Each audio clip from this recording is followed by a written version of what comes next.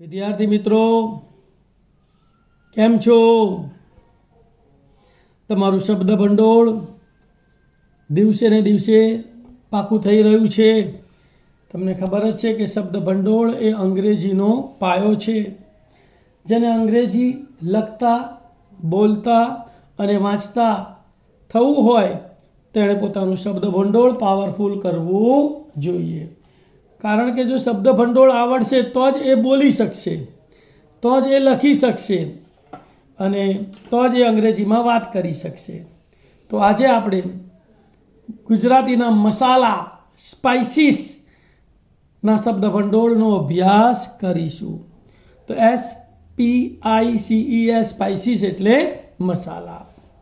તો રાઈ, જો રાઈ બધાએ જોઈ છે ને, વઘારવામાં નાની નાની ગોળ ગોળ હોય છે, એનો ઉપયોગ થાય છે. તો એ રાઈને અંગ્રેજીમાં મસ્ટર્ડ કહેવાય. મસ્ટર્ડ એટલે રાઈ.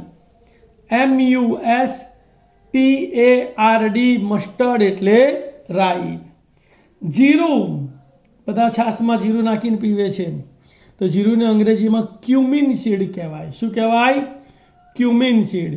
CUMMINSEED ક્યુમિન સીડ એટલે જીરું.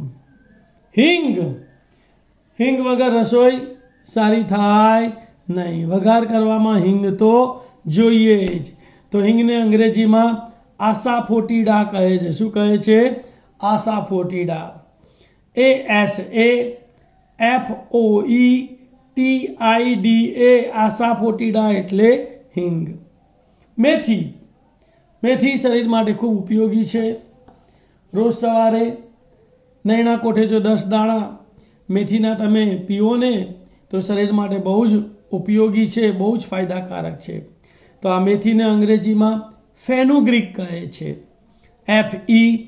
FENUGREEK ફેનુગ્રીક એટલે મેથી. હળદર, હળદર તો તમે બધા ખબર જ છે, પીળા રંગની હળદર હોય.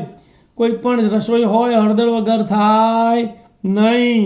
અને હળદરને તમે દૂધ સાથે અથવા પાણી સાથે પણ પીવો ને તો તે તમારી ઇમ્યુનિટી બૂસ્ટર તરીકે કામ કરે છે. તો હળદરને અંગ્રેજીમાં ટર્મેરિક કહેવાય. TURMERIC ટર્મેરિક એટલે હળદર. મરચાંની ભૂકી, તીખું ખાવાવાળાને મરચું તો જોઈએ જ. મરચું પણ રસોઈનો ખૂબ જ મહત્ત્વનો અંગ છે. મરચાં વગર પણ રસોઈ સ્વાદિષ્ટ બનતી નથી. તો મરચાંની ભૂકીને ચીલી પાવડર કહેવાય. CHILLIPOWDER ચીલી પાવડર એટલે મરચાંની ભૂકી. મરી, મરી, તીખા મરી આવે છે, જેનો ઉપયોગ આપણે ભજીયામાં કરીએ છીએ, મસાલામાં પણ કરીએ છીએ. શરીર માટે આ બહુ જ સારું મસાલો છે. તો એને બ્લેક પેપર કહેવાય. BLACK બ્લેક પેપર એટલે મરી. ઇલાયચી, ઇલાયચીથી તો બધા પરિચિત જ છો, બરાબર ને? દૂધપાકમાં ઇલાયચી ખાઈએ છીએ, પછી મીઠાઈમાં પણ ઇલાયચી આવે છે. ઇલાયચીથી આપણો મોઢાનો સ્વાદ પણ બહુ સરસ થઈ જાય છે. તો ઇલાયચીને અંગ્રેજીમાં કાર્ડમમ કહેવાય. CARDAMOM કાર્ડમમ એટલે ઇલાયચી. શું બોલો? CARDAMOM કાર્ડમમ એટલે ઇલાયચી. લવિંગ, લવિંગ બધાએ જોયું છે, પાનમાં વપરાય છે. પછી તેજાના તરીકેનો ઉપયોગ થાય છે, રસોઈમાં પણ તેનો ઉપયોગ થાય છે. તો ક્લોવ કહેવાય. ક્લોવ એટલે લવિંગ. CLOVE ક્લોવ એટલે લવિંગ. તજ, ઝાડની છાલ જેવું આવે છે, ખૂબ તીખું હોય છે. તજનો ઉપયોગ પણ રસોઈમાં મસાલા તરીકે થાય છે. અને અંગ્રેજીમાં સિનેમન કહેવાય. શું કહેવાય? સિનેમન. CINNAMON સિનેમન એટલે તજ. સૂંઠ, સૂંઠથી તો બધા પરિચિત છો ને.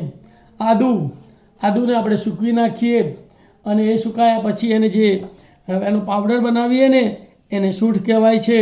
એ સૂંઠ પણ ચામાં મસાલામાં વપરાય છે. તો એને ડ્રાય જિંજર કહેવાય. શું કહેવાય? ડ્રાય જિંજર એટલે સૂંઠ.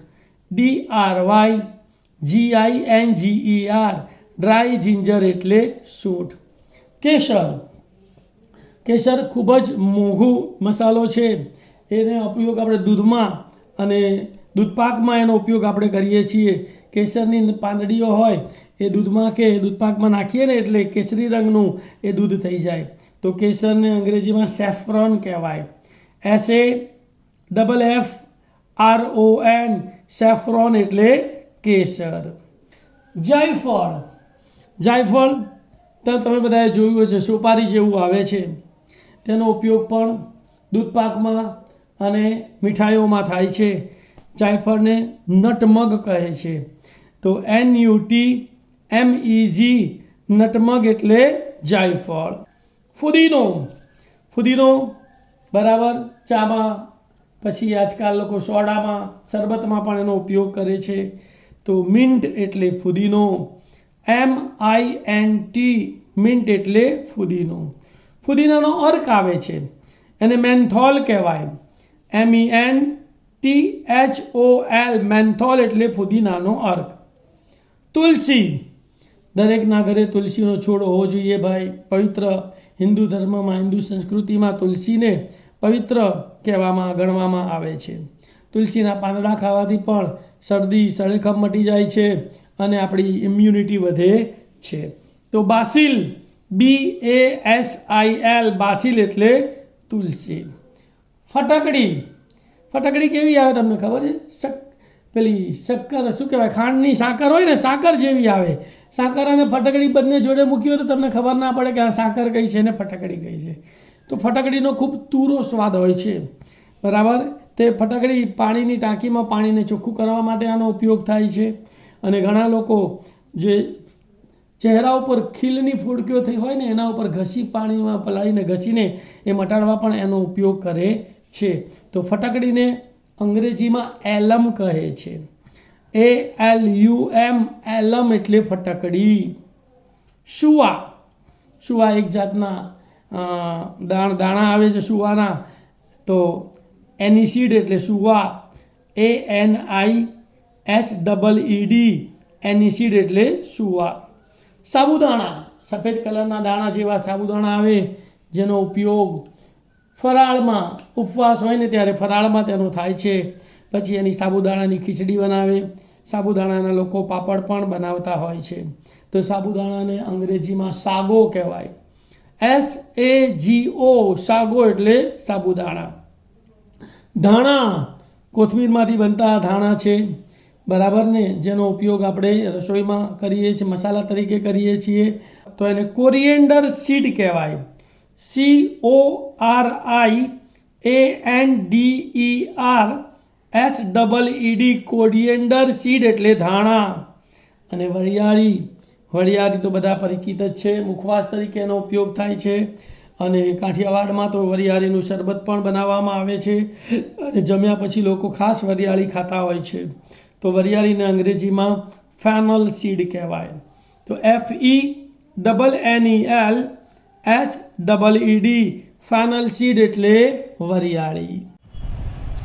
મીઠું, સોલ્ટ, SALT, સોલ્ટ એટલે મીઠું. કોઈ પણ રસોઈ બનાવી હોય મીઠા વગર ચાલે નહીં. તો SALT, સોલ્ટ એટલે મીઠું.